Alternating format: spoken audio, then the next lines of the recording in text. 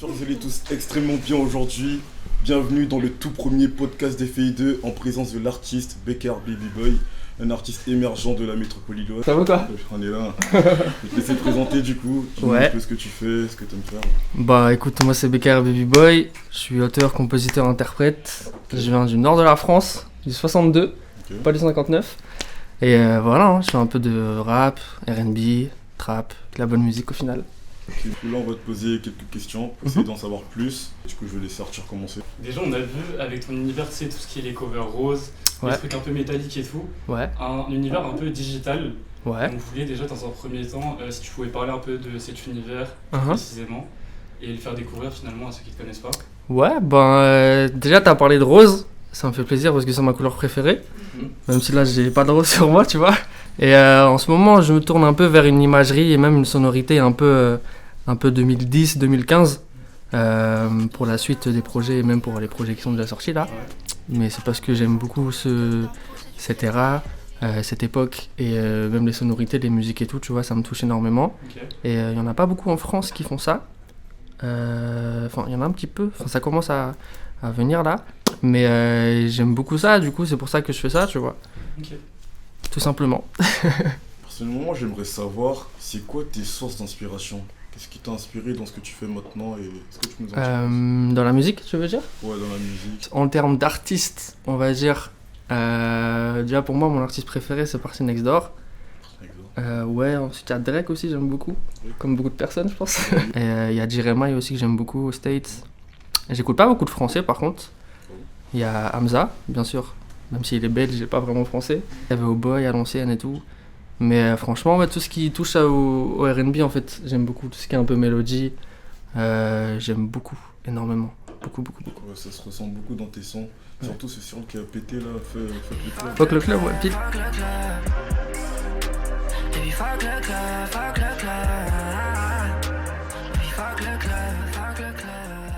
Ça sent fou là-bas. Ouais, merci, ça fait plaisir, frère. Tu t'auto-produis aussi? Ouais, tu fais tes propres prods, carrément. etc. Justement sur le prochain projet là dont tu nous as parlé, on va peut-être en parler après, mais voilà. Est-ce que justement les prods c'est pareil, c'est tout fait maison? Ou est-ce qu'il y a des collaborations et comment c'est passé au final? Non, bah du coup, je sors un projet là le 22 mai, une grosse tape avec 14 titres, et j'ai produit les 14 titres. Il y a juste l'avant-dernier titre qui s'appelle juste Un Signe, où j'ai coproduit avec un poteau à moi qui s'appelle Bod, shout out à lui d'ailleurs. Et sinon, ouais, tout le projet, c'est moi, j'ai tout produit, j'ai tout mixé, j'ai fait la cover, j'ai tout fait tout seul, tu captes. Donc ouais, c'est vrai que c'est important d'en parler, parce qu'il n'y a pas beaucoup d'artistes qui produisent leurs sons, qui réalisent, qui mixent et tout, tu vois, donc c'est important, ouais. Qu'est-ce que tu aimes retranscrire à travers ta musique? Quel est le message que tu aimes faire passer ou quelle est la vibe que tu veux donner à tes auditeurs? Alors, il n'y a pas vraiment de message que j'aimerais faire passer, tu vois, mais plus des émotions ou des ambiances, des vibes, des trucs comme ça, tu vois. Parce que pour moi, la musique, enfin du moins la musique que j'écoute en général, je fais pas trop gaffe aux paroles, tu vois, mais plus au top line, au pro. Donc ouais, au flow.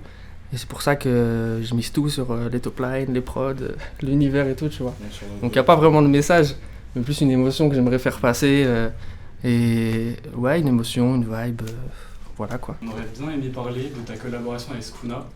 Ouais, carrément. Et savoir comment ça s'était fait, si tu connaissais avant, et ouais, comment vous êtes arrivé à son son.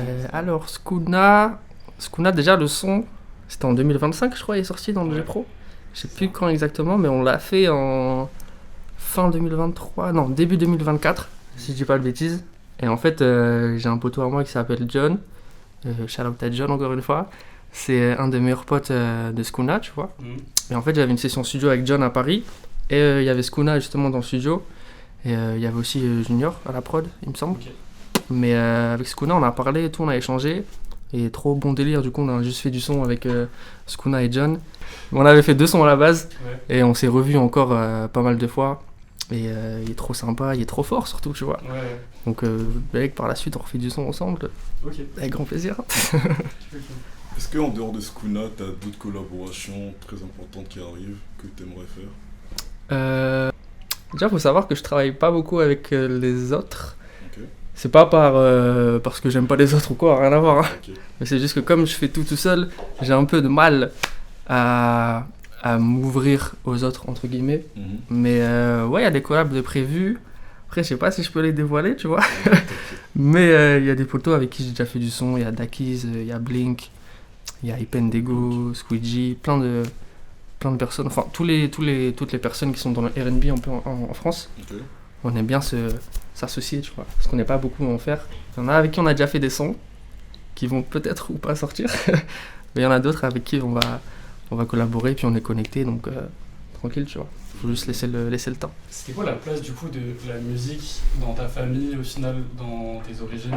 Est-ce que ça a toujours fait partie de toi? Est-ce que tu as grandi avec? Ouais. Ou est-ce que c'est finalement une passion que tu as découvert un peu plus tard? Bon, en vrai, ça a toujours fait partie de moi. Enfin, peut-être pas la musique, mais la création en général. Parce que quand j'étais petit peu, je dessinais beaucoup. Je faisais des petites vidéos, des courts-métrages, des trucs de merde quand j'étais petit, tu vois. Puis après, mes darons, ils m'ont inscrit au solfège à 7 ans, je crois. Au hip-hop aussi, donc j'ai fait pas mal de hip-hop. Et le hip-hop, c'est un peu relié avec la musique, tu vois. Et après, ouais, j'ai découvert le beatmaking quand j'avais peut-être 9 ans, 10 ans. Et depuis ce jour-là, j'ai jamais lâché. Hein. J'ai charbonné tout le temps, tu vois. Ouais, c'est tôt. C'est vrai que c'est tôt. Mais j'avais besoin de créer, de faire des choses, que ce soit de la musique, du dessin, des vidéos, un peu tout, tu vois. Et la musique, c'est ce qui m'a le plus fait kiffer. Et je fais la preuve, tu vois, je continue encore maintenant. Donc ouais, ça a toujours même fait partie de ma famille, tu vois. Même ma soeur, ma grande soeur, elle écoute beaucoup de musique. Et beaucoup de R&B, de funk, un peu de rail, parce que je suis rebeu aussi. Et ouais, depuis tout petit, en vrai, je suis dans la musique, tu vois. J'ai fait du piano, guitare aussi. Mais ouais, du coup, depuis tout petit. Pour justement ton prochain projet, je pense maintenant c'est un peu le moment d'en parler. Et on voulait savoir justement c'est quoi l'univers autour de ce projet. C'est le but aussi, qu'est-ce que tu veux faire retranscrire? Ouais, écoute le projet qui sort le 22 mai, important de préciser, tu vois. Baby Boy Music, de son titre. Donc il y a 14 titres, produits entièrement par moi, encore une fois. Comme je disais tout à l'heure, je me suis beaucoup tourné vers les sonorités 2010, 2014, dans les prods, dans les top lines, même dans l'imagerie, dans la cover et tout. Et en fait, ouais, c'est juste une musique que j'aime bien, toutes les musiques de 2010 jusqu'à 2016. Et c'est vraiment centré dessus. Et j'ai même fait un jeu mobile, pour le coup. Il faut que j'en parle aussi, ça. J'ai fait un jeu mobile que je vais annoncer, je sais pas quand exactement. Mais déjà, ça fait longtemps que j'ai pas sorti de projet. Ça fait 2 ans, je crois, à peu près. Ouais, 2 ans. Et donc, c'était important pour moi de revenir avec une nouvelle sonorité, une nouvelle imagerie beaucoup plus forte. Et donc, voilà, c'est très important pour moi. Ok. Quand tu parles d'imagerie, un peu, je rebondis dessus, mais là, justement, tu as préparé des clips un peu pour ce projet? J'ai des clips en préparation. Ok. Et j'ai sorti beaucoup de visu aussi depuis à peu près 1 an, là. Je sors un clip tous les mois. Ouais. Du coup, ouais, depuis 1 an, j'essaie de travailler sur l'imagerie, la DA, même si j'aime pas trop ce mot, mais la DA, l'imagerie, des clips, des visuels, des covers et tout, tu vois, pour vraiment amener mon public vers le côté un peu plus 2010, époque, les débuts d'Insta, Tumblr et tout, tu vois. Donc, ouais, c'est important. Et j'ai pas encore de clip fini pour annoncer le projet, tu vois, l'album. Mais ça va se faire tranquillement. Est-ce que ces clips te permettent de mieux montrer l'émotion que tu aimes retranscrire à travers ta musique, cette vibe du coup? Ouais, c'est toujours mieux d'avoir un support visuel, tu vois, pour matcher avec la musique. Mais encore une fois, l'émotion, quand je parlais d'émotion tout à l'heure, c'est pas, je sais pas si c'est vraiment émotion le mot qu'il faut. Parce que tu vois, émotion... Sensation, tu veux dire? Ouais, sensation... Il y a aussi la nostalgie, je sais pas si c'est une émotion la nostalgie ou un ressenti, je sais pas, tu vois. Mais en fait, quand je pense à émotion, moi je pense à tristesse et tout, et il n'y a pas vraiment ça dans ma musique, tu vois. Il y a beaucoup de nostalgie, ouais, dans ma musique, grâce aux sonorités et tout. Donc ouais, c'est important, ouais. C'est important. Mais je voulais juste, du coup, que tu nous parles un peu de ton nom, BKR Bible, ça vient d'où? Ouais, carrément. En fait, à l'ancienne, mon premier blast c'était BKR, en 3 lettres. Mais avec du recul, je trouvais ça pas très beau. Je trouvais ça un peu moche. Puis il y avait aussi toute la mode des blazes avec 3 lettres, PNL, PLK, enfin bref, du coup ça m'avait saoulé. Mais BK en fait c'est les lettres qu'il y a dans mon nom de famille. Et R c'est la première lettre de mon prénom, parce que je m'appelle Redouane, enchanté. Et Baby Boy, à la base j'ai rajouté ça pour le référencement, tu vois. Pour pas que... Enfin juste en fait quand t'écris mon blaze c'est facile à me trouver sur les réseaux et tout. Mais aussi parce qu'on m'a beaucoup dit... À l'ancienne, là ça va un peu mieux, mais que j'avais une tête de bébé en fait. J'avais une tête de bébé. Voilà, je fais un peu plus jeune que mon âge et tout, à ce qui paraît. Et je suis en 2000. Et du coup, Baby Boy, je trouvais que ça correspondait bien aux années 2000. Parce qu'il y avait eu le film Baby Boy, il y avait aussi le son de. Je crois que c'était Beyoncé et Sean Paul aussi, qui était sorti à peu près en 2000. Et du coup, voilà, tout ça mélangé, bon, ça fait ça. BK Baby Boy. Où est-ce que tu te vois dans 10 ans plus tard? Bah en vrai de vrai, j'essaie pas trop de me projeter trop loin. Je préfère vivre au jour le jour. Mais en vrai, j'aimerais être heureux, avoir du bif, faire ce que je veux, tu vois, et être un peu connu pour ma musique et tout ce qu'il y a à côté. Mais ouais, avoir ma petite maison, mon penthouse à Montréal, ce serait bien, tu vois. Mais bon, on verra bien. T'as des salles en mode où ça serait un objectif là, pour bientôt ou... Bah pour bientôt, en vrai les salles basiques, la Boule Noire tu vois, Maroquinerie. À Paris du coup. Ouais voilà. Le Flow aussi à Lille, shout out au Flow. Puis ouais, toutes les petites salles comme ça à Lille ou à Paris, en vrai j'aimerais bien, c'est un bon début, tous les rookies commencent par là. Ouais c'est ça. Donc ouais, ce serait avec plaisir, j'aimerais bien. Du coup, tu dis que tu fais tout seul. Mais du coup, comment t'as appris à tout faire tout seul? Est-ce que c'est pas dur? Ouais, bah c'est dur. En vrai, d'apprendre un truc et tout, c'est toujours galère, tu vois. Mais comme je vous ai dit, moi j'ai commencé les prods et tout, j'ai commencé à poser. Enfin, j'ai commencé par les prods en premier. Du coup, j'avais à peu près 10-11 ans. Et en plus, au début, il n'y avait pas beaucoup de tutos sur YouTube. En français, du moins. Du coup, j'ai galéré, j'ai charbonné, j'ai fouillé tout le logiciel et tout. Puis après, j'ai regardé des tutos, hein, comme beaucoup de personnes. Des tutos en anglais. Je comprenais pas tout, mais du coup, j'ai appris avec le temps. Et après, à rapper, poser et tout, ouais, j'ai appris tout seul. Puis en vrai, c'est à force de s'entraîner que tu deviens de plus en plus fort, tu vois. Donc ouais, tout seul, grâce à Internet et à mon petit cerveau performant. C'est ça. Du coup, tu te sens plus à l'aise de mixer toi-même tes sons que plutôt de le confier à un ingé, du coup. Ouais, de fou. De fou, parce que j'ai déjà fait des sessions studio avec plein d'ingés différents. Et ils sont très forts, hein, attention. Mais il n'y a pas ce truc que je veux, ce grain, en fait, ouais, encore une fois, comme j'ai tout fait tout seul, et ben, c'est dur de confier mon travail, mon art à quelqu'un d'autre qui me comprend pas forcément toujours. Tu vois. Mais ouais, j'aimerais bien trouver un ingé qui sait vraiment bien mixer ma voix. Ce serait lourd. Est-ce que par hasard, il y a un moment où tu as voulu arrêter la musique? Tu t'es dit, là c'est trop pour moi, que ce soit la pression, que ce soit... Ouais, il y a des moments, bah, comme tous les artistes, hein, je pense. Mais au début, alors, j'ai posté mon premier son en 2017, son officiel. En 2018, j'ai posté mon premier album sur les plateformes. Et en 2019, j'ai voulu arrêter direct. C'était très rapide du coup. Mais j'ai voulu arrêter parce que ça marchait pas, ça me saoulait, j'avais pas d'argent et tout. Puis j'étais vraiment à 1 ou 2 jours de tout arrêter. Puis au même moment, il y a un label qui me contacte, Sony Music, et j'ai signé là-bas. Donc là, j'ai failli arrêter. Après, c'est remonté, tu vois. Et là, j'ai failli réarrêter il y a pas trop longtemps. En 2025, je crois, l'année dernière.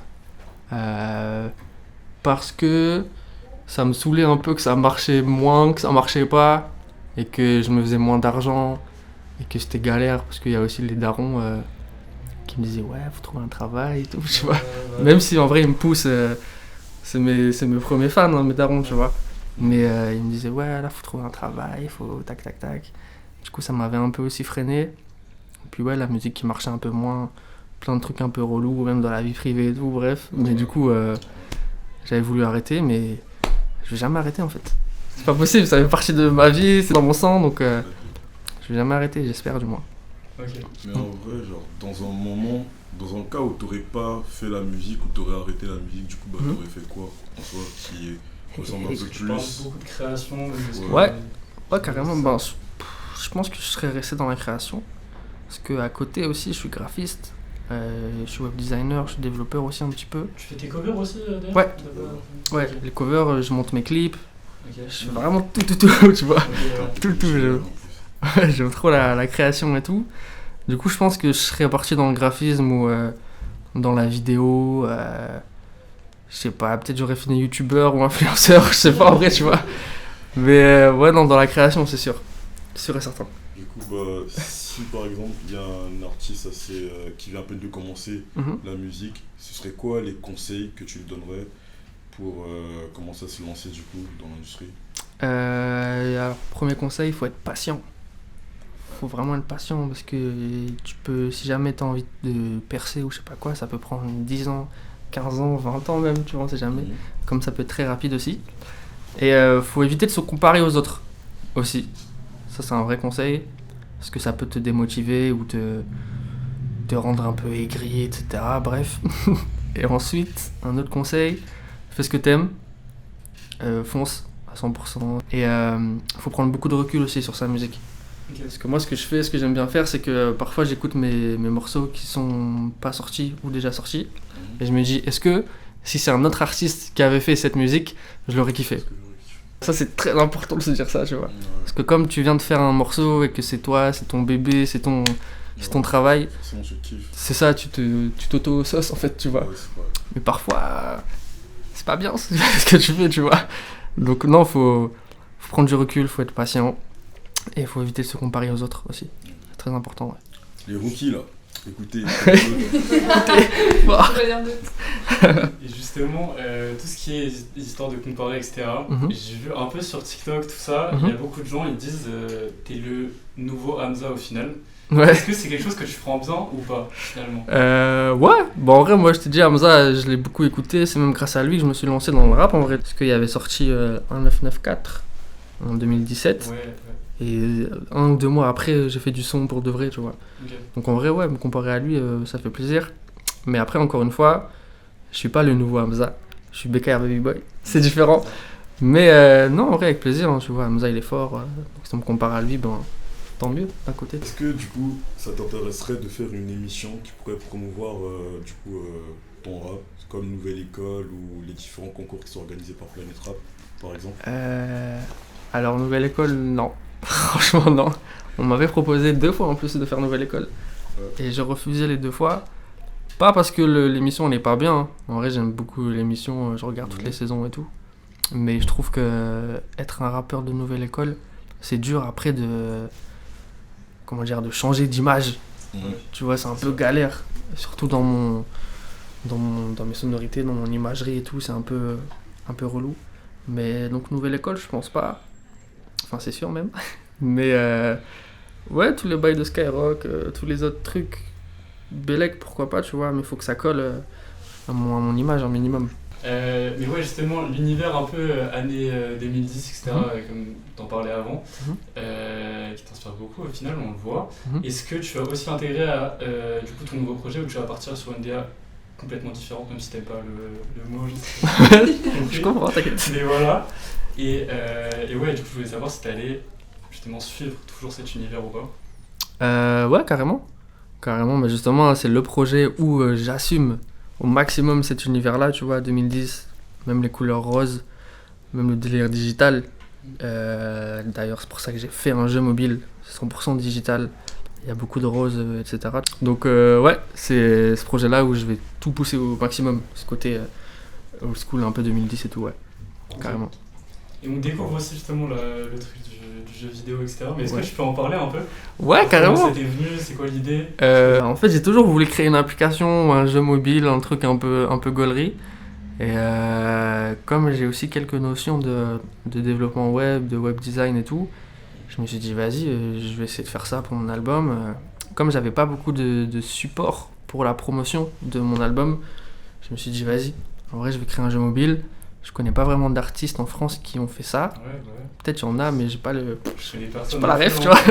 J'ai pas la ref. Et du coup, je me suis dit, ouais, vas-y, je vais sortir un jeu. Bah attends, je l'ai là carrément. En fait, c'est un peu comme la même mécanique que Doodle Jump. Okay. Tu vois, tu sautes, bah tiens, hop là, je te laisse essayer. Je sais pas si on va le voir un peu. Ouais, c'est. Ouais. Mais c'est un truc de ouf. Ah, c'est avec genre des notes et tout. Ouais, tu vois. J'ai capté. Mais attends, mais c'est énorme. Ouais, c'est ça. Et en fait, dès que tu débloques un niveau, tu débloques un extrait de mon album, tu vois. Ah, mais c'est énorme. Ouais. Et ben vous découvrirez ça. Tu vois, c'est ça. Incroyable. Et ça s'appelle comment le jeu? Ça s'appelle Baby Boy Music, le jeu. Tout simplement. Est-ce qu'il y a un autre univers qui t'intéresse que t'as pas encore exploré? C'est-à-dire en dehors du R&B, par exemple, plus centré vers le rap. Est-ce qu'il y a un autre univers que du coup t'aimerais mettre tes pas là-dessus? Ouais, carrément. En fait, j'avais même comme projet, c'était un projet un peu secret, mais j'aimerais bien faire de l'électro. Parce que j'ai fait beaucoup d'électro aussi quand j'étais plus jeune, sur FL et tout. Et j'aimerais bien, avec un autre blaze, un truc un peu mystérieux et tout, faire de l'électro.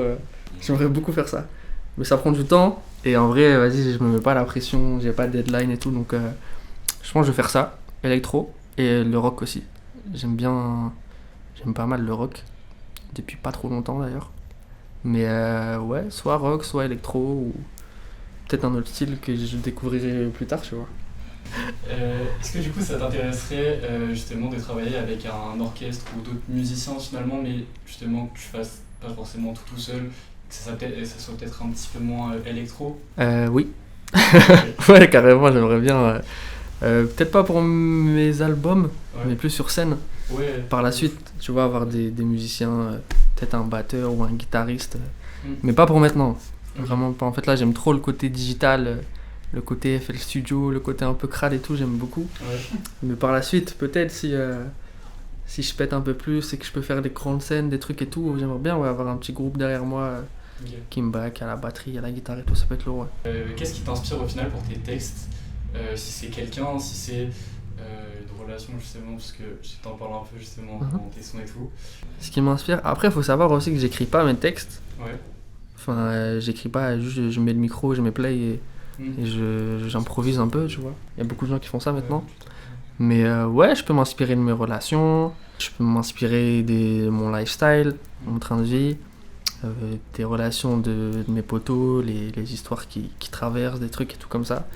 Après, parfois, je peux aussi, je vais pas dire inventer, mais extrapoler un peu les bails, tu vois. Abuser un peu sur les trucs, même si ça s'est vraiment passé. Ouais, en vrai, mes relations, les relations de mes copains, de mes copines, plein de trucs, tu vois. C'est ça. Mais j'invente pas beaucoup, tu vois. Ouais, je mens pas, on va dire. Du coup, dans la création, dans le son par exemple, qu'est-ce que tu préfères? Dans le processus de création, je préfère faire la prod. Ouais, direct. Parce que c'est là où en fait, j'ouvre FL et il n'y a rien sur le logiciel et du coup je crée vraiment de A à Z. Et c'est avec la prod que je vois un peu le délire où je veux aller, ce que je veux créer.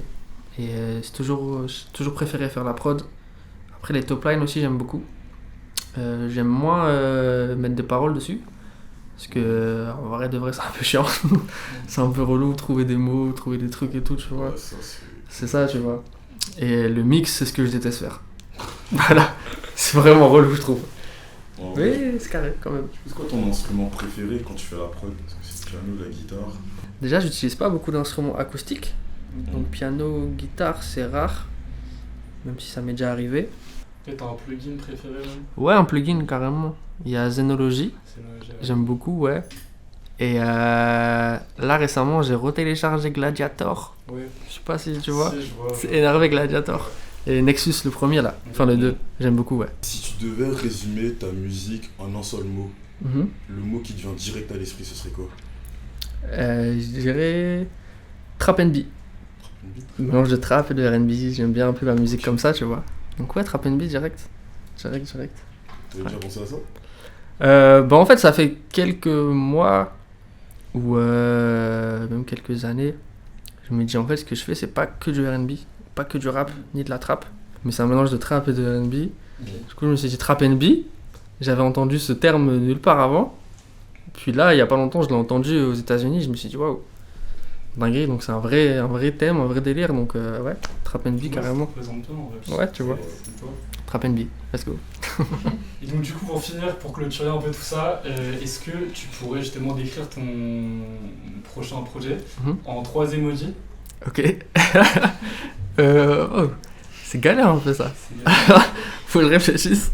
L'emoji cœur, rose, en vrai, parce qu'il y a beaucoup d'amour et le rose c'est ma couleur préférée, tu vois, la couleur du projet. L'emoji, les billets là, ou le sac de billets, parce que je parle beaucoup de, tu vois, beaucoup d'argent, etc.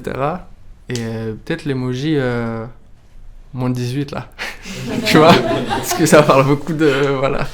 Mais ouais, je pense que c'est ça direct, carrément. Et t'as un petit truc à rajouter pour la fin ou t'as épuisé? En vrai, allez streamer B-Boy Music, le 22 mai, disponible partout. On est ensemble et merci de m'avoir accueilli. C'est un plaisir, on est ensemble. Merci beaucoup. Y'a pas d'étage dans le billet, j'ai fait le tour en une semaine.